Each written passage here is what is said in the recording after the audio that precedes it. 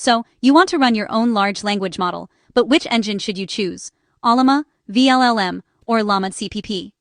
Let's break down the battle of the LLM engines in 2 minutes, so you know exactly what fits your workflow.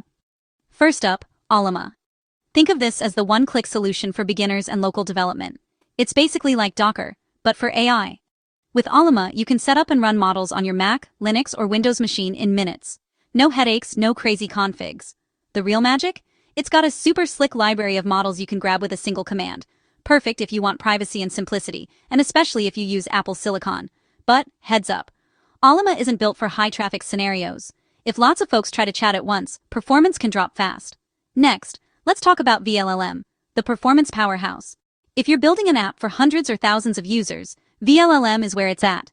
It maximizes GPU efficiency with advanced memory tricks and batching, so it handles tons of requests all at once.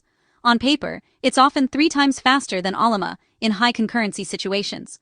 The catch? VLLM isn't as beginner-friendly. You'll need to set up Python, have some technical chops, and ideally, access to beefy NVIDIA GPUs. Also, it doesn't support the same model formats as the other two. Finally, there's Llama.cpp, the universal engine. This one's a lightweight C++ library that can run AI models literally anywhere, even on a Raspberry Pi or an old laptop with no GPU in sight. If you love tinkering or need total control, this is your pick. It's got extreme quantization options to squeeze big models into tiny memory sizes. But be ready for command line action and less automation than Ollama, and it won't match VLLM's scale for massive real-time apps. So, which one's best for you? Ollama is for beginners who want speed and ease, VLLM is for pros building production-grade APIs, and Llama.cpp is for power users, edge devices, or anyone with tight hardware limits. Pick the one that fits your style and get built.